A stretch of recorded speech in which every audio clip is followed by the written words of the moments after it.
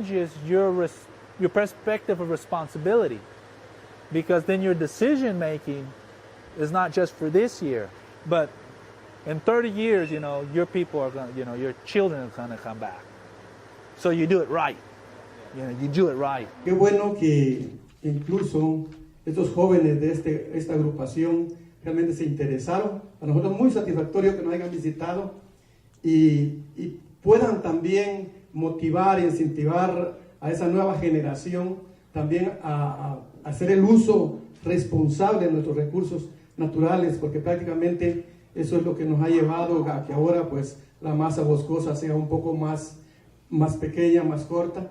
El mensaje es ellos pueden ganar más, ellos pueden aumentar sus recursos y en el mismo tiempo cuando ellos están protegiendo el medio ambiente. Y para mí eso es el éxito del video y eso es el éxito del trabajo de los líderes comunitarios y los grupos que están apoyando programas así. La Asociación de Comunidades Forestales de Peten, la ACOFOP, percibe este documental organizado por este grupo de artistas y una organización protectora del ambiente como una especie de reconocimiento que les permite comenzar a impulsar la renovación de varias de las 24 concesiones que vencen en los próximos años. Su argumento más sólido es que el modelo de protección ambiental está replicándose y reconociéndose en distintos lugares del planeta. El documental no ha quedado allí. Los músicos que visitaron la reserva de la Biosfera Maya enviaron una misiva al presidente Jimmy Morales para reconocer el trabajo de los comunitarios que no solo tienen que ver con la producción de madera bajo estándares de protección ambiental. Las 24 comunidades forestales trabajan en proyectos turísticos y en la explotación sostenible de chate, ramón, chicle y pimienta.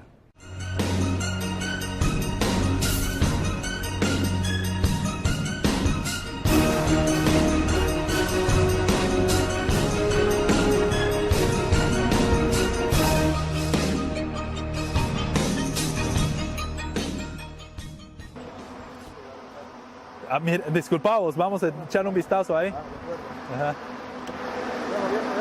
He had a huge kiln where he was drying pieces of wood, and in this kiln they were drying headstocks for guitars. So we pulled one out and we saw that it was kind of inscribed with a pen which tree it was from the area that they were cutting trees down, and of that tree, which slice it was.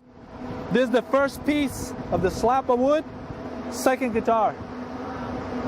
It was really interesting to see how each piece of wood was tagged.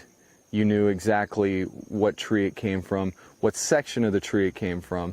So each one of the neck guitars has this simple code to trace it back, and it can go all the way back to the forest. I think that trackability, that accountability, will really help combat illegal logging. Let me present some really important people in my life. My nephew, my son, and my daughter. They're great fans of you guys. And these two guys work here.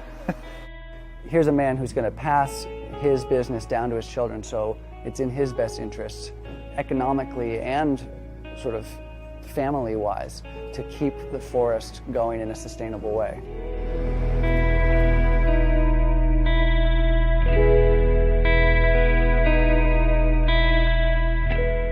The Maya Biosphere Reserve is also home to the ancient Mayan ruins of Tikal, which are all that remain of the great Mayan city that once ruled this region.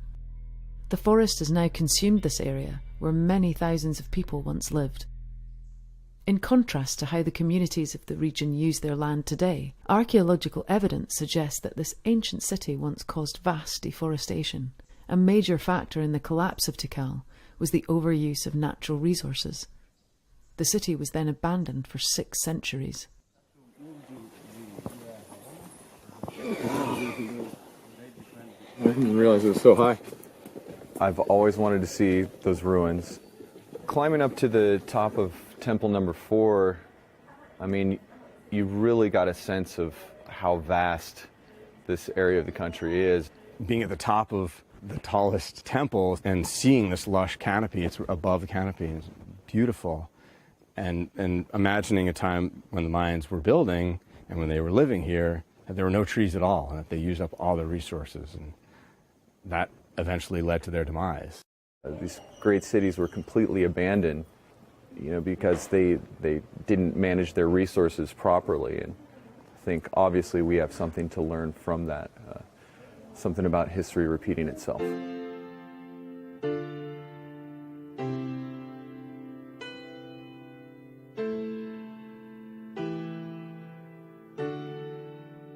Our future and the future of our planet hinges on our willingness to manage our resources in a sustainable way.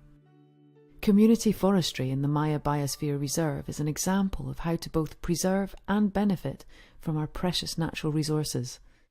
Unfortunately, this is the exception to the rule. Around the world, communities are struggling with the devastating impacts of illegal logging. La tala ilegal genera pérdidas importantes de patrimonio natural, genera degradación, pérdida de diversidad biológica, genera pérdidas también económicas porque la tala ilegal no paga impuestos, no entra a través de los mercados legales y va también dejando una estela de corrupción que afecta también la institucionalidad del país. There's a whole dimension to the situation that is not just about the environmental impact of unsustainable forestry practices. There's a real danger right now for the people who are speaking up for the forests.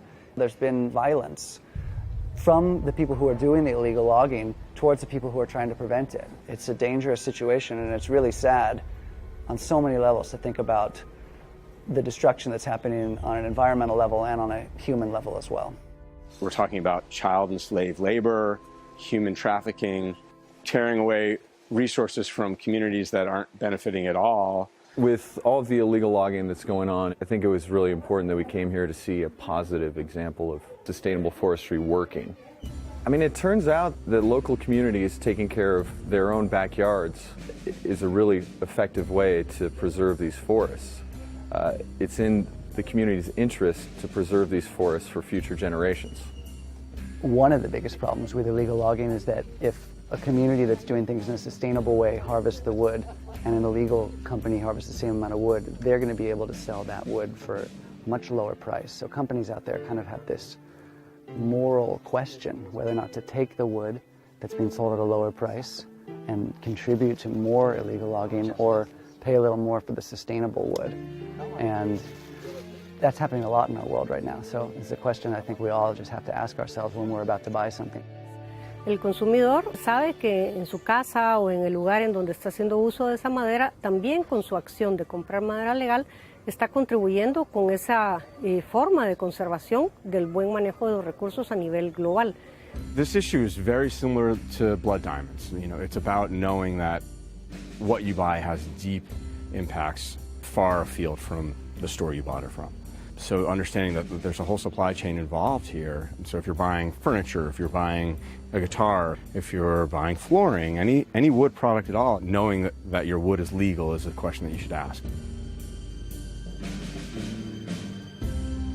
This trip has really opened my eyes and made me really think about wood in a completely different way.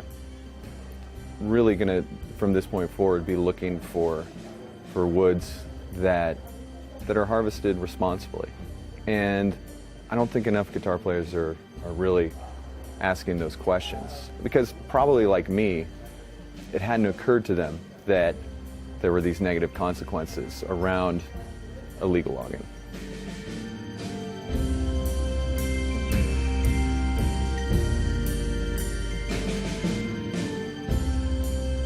Take a trip somewhere and they'll see the clear cutting with their own eyes, and all of a sudden they'll realize the destruction that's happening in the forests in certain places. And so all we can do is hope to spread the word about the issue.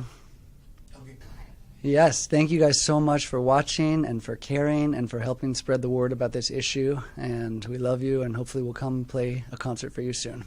Peace.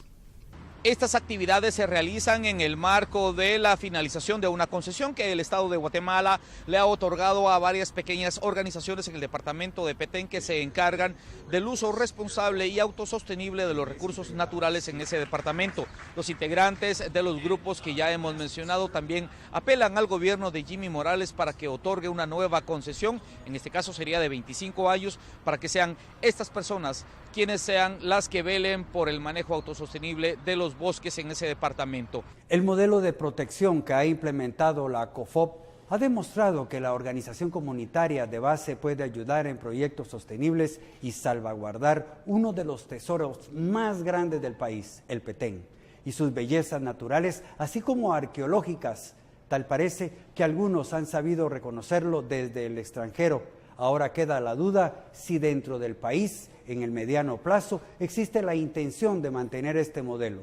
Soy Haroldo Sánchez y les deseo una feliz noche. Hasta pronto.